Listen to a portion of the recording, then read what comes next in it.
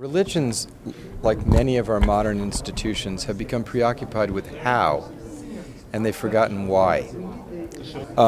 Business, which is a way of providing goods, services, and helping to build communities, has become preoccupied with its how of amassing capital rather than its why. And this problem of forgetting the why and becoming preoccupied with the how becomes extremely debilitating in the area of religion. So you have religion, the why of which is to improve human qualities and to inspire transcendent experiences. That's the why. Has now become preoccupied with the how. The how is by building communities. The how is by rites, rituals, doctrines, and practices. Religions that return to the why, which is to raise human qualities, capacity to receive the divine inspiration of unconditional love and the power of compassion, have the essential role to play. But insofar as they forget that why and utilize their hows to emphasize their distinctions, they become extremely destructive. Now, the dialogue of interfaith understanding as a way of combating exclusivism within religions, I think has penetrated the intelligentsia of the world. But it will wither unless it's brought into action. So, What does that mean? well, what it means is the heart without the hand is hollow and withers. And the hand without the heart is dangerous. So if there's an inspiring insight, such as interfaith dialogue, that's not brought into action, then it will become merely aesthetics and it will fade, it will be hollow. But there are a number of problems that the world faces that can only be dealt with a universal, collective, global, ethically based, passionate service and work. And religions have a role to play collectively in that. For example, if one nation opts out of a global regime on dumping in the oceans, all nations will dump through that. Therefore, to protect the global commons, whether it's the oceans, the ozone, the rainforests, we require a global commitment and a global regime. There are a number of global problems that deal with the commons of our environmental security. And religions have the capacity to call people to a global, transnational calling for life itself. So religions have a duty to work collectively toward environmental sustainability. So it is, I believe, essential that religions now bring into practice a collective assertion of human unity and ethics and address the global threats that we share. Are religions changing in time to kind of meet those challenges that you're laying out? I was at the Millennium Peace Summit at the UN, in which there were about 1,000 of the world's religious leaders, and most of the mainstream churches, whether it was the mainstream of Hinduism, the mainstream Catholics, the mainstream Muslim groups, were all the World Muslim League. I was at a meeting with the head of the World Muslim League and the chief rabbi of Israel, and the Pope's representative.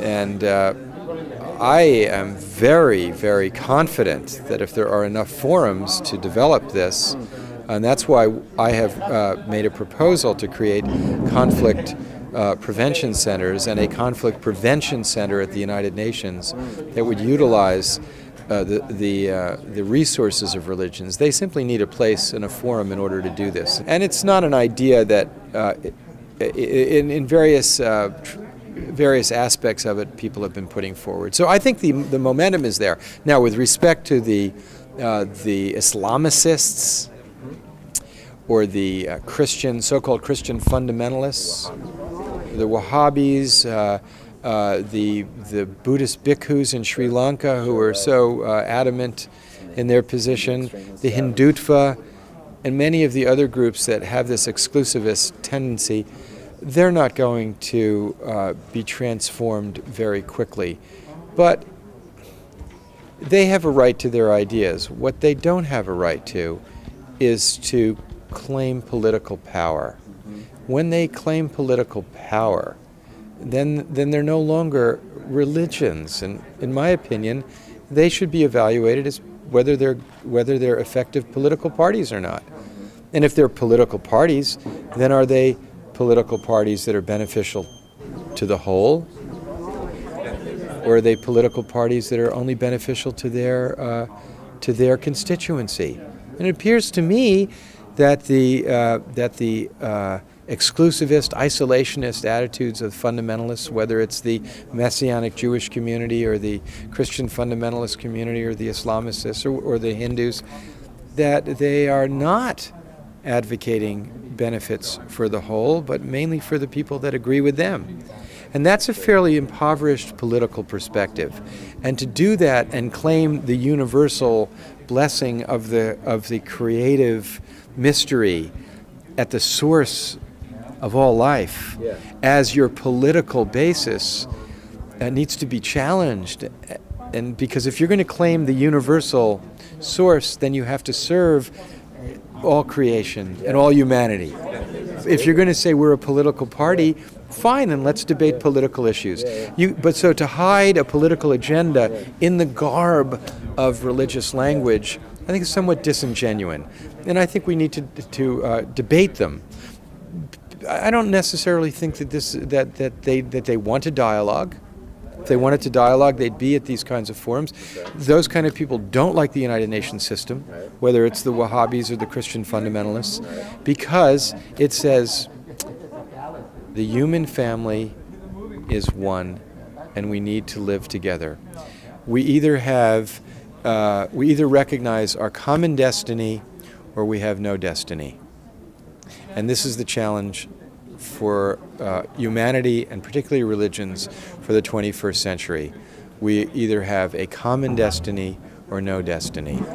You're articulating the challenge of that very well, and I think it is exactly the challenge. And do you feel optimistic about that, or do you feel that we can work around those challenges with those kinds of issues? You're asking a spiritual aspirant about optimism, and so I have to, as a personal, this is not a geopolitical analysis. This is a personal question, so I have to answer it from where I sit. And about optimism, I don't think that I'm going to survive in this world forever. So from a optimist-pessimist point of view, I would be pretty pessimistic about my physical immortality. However, I'm very optimistic that human integrity and my personal human integrity is extremely valuable. And based on that, for the short period of time that we're here, I want to serve and give as much of what I believe to be good as possible.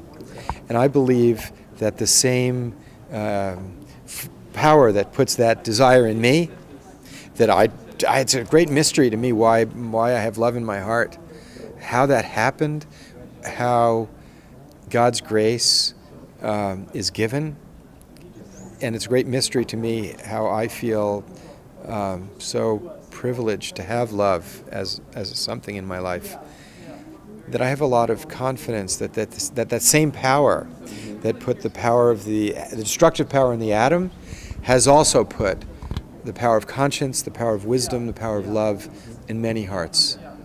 And that if that power of mystery and love wants this school of the world to survive, then I'm confident that it will.